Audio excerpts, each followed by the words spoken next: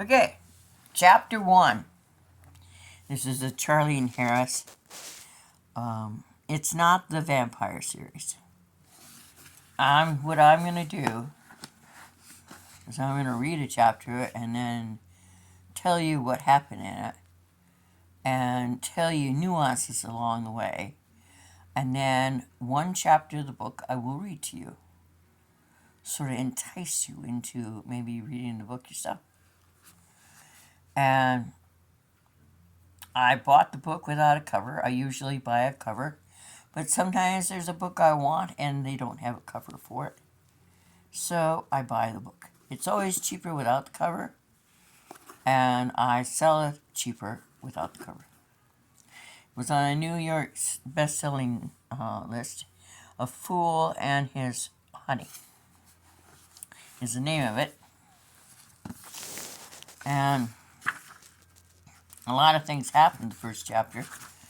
And I just love Charlaine Harris's writings.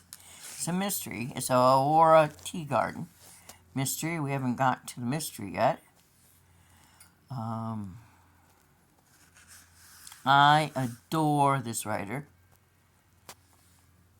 She's from Arkansas, I believe. She dedicates the book to her family, her mom, father, husband, children, who sustain me in all that I do. Without you, it would hardly be worth doing. I don't think without family, it'd be worth doing anything. I'm so happy that I have an adopted sister. Okay, it starts out, her husband's name Martin. And her mother and father, her father's a stepfather, is John Queensland. And Darius Quarterman is an African American who came with a load of wood to their house. That's when everything started to go. Addie Bradle Teagarden is her mother, and her husband's name is Martin. And Darius had brought the load of wood, and she was told by her husband where he had wanted the load of wood, which was under the steps by the house. And Darius said, are you sure you want it there because of bugs and stuff? And she said, yeah, that's what her husband wanted. And if he decided to change his mind, he would just do it. He would move it. And so she started back to the house after she told Darius where to put the wood. She gets to the house and she's still facing the house, and a chunk of wood passed her ear and slammed into the house. Evidently, Darius had gone loopy. She gets in the house and she locks the door. She calls the police. And the lady on the answer machine asked the switchboard and said, have you put on security? She says, yes. And as she's lying, she's cueing in the security. And she said, is he still there? And Mrs. Teagarden, Aurora is her name, looked into the yard, and Mr. Quarterman had stripped out all his clothes, and he's singing the songs, and he's dancing a jig because, well, he's nude in the yard. I don't know why he's dancing a jig, but the police department is called Spa Collect. It's right there. And it stands for Sparling County Law Enforcement Complex.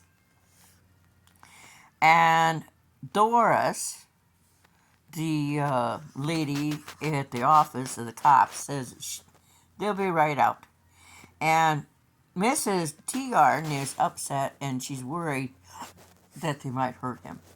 And she assures him that they'll come and just gently help help him to the police station.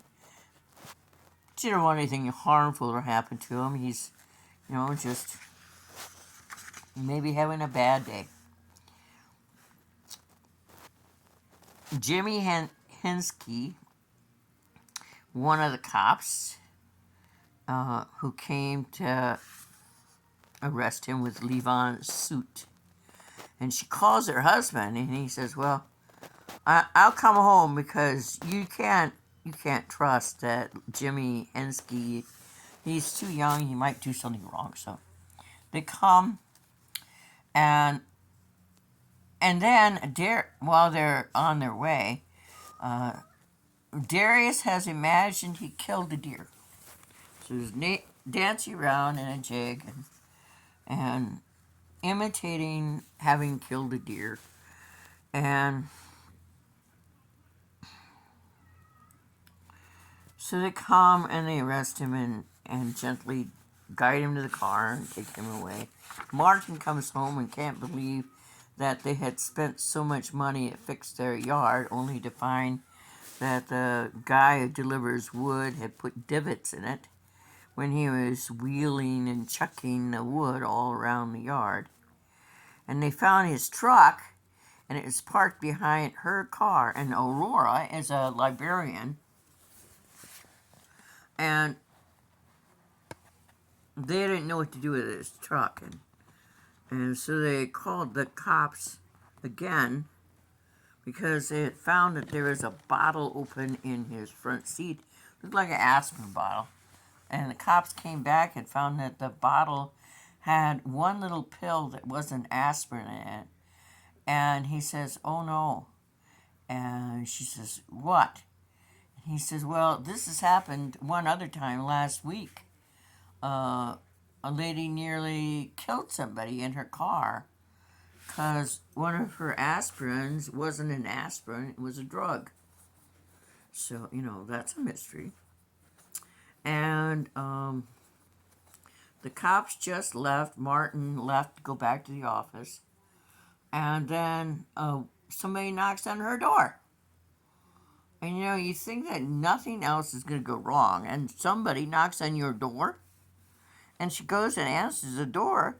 And it's her husband's niece, who just recently got married. And she's standing there with a baby. Her name is Regina. Regina is now staying above the garage. The apartment is there. The teagardens have to go out tonight to a dinner party that they didn't want to go to, but they have a commitment. And the niece is fine with them going. And she called the office to tell her husband that this niece has come. And she didn't get him because he was out in the plant. And he didn't go back to the office, so he wasn't told to call. So he shows up home, and his wife is just coming down the stairs from the apartment over the garage. And he says, "What are you doing up there?" And he says, she said, "Well, you better come up here. We have a situation here." He goes up there, and he says, "What's going on?" "Regina has come to visit." "Oh, really? Do we know about this? Do we know why she's here?" And Aurora says, "No, haven't a clue. But she's with a child." And she says, "Do you think my sister knows about the child?" And she said, "Well, I don't suppose so. And we're not really sure who the child belongs to because her husband's not with her." And he goes up and he doesn't get any help. She doesn't tell him anything. And Aurora's about 30 years younger than Martin, and Martin's got snowy white hair and dark eyebrows, and she finds him very steadily. And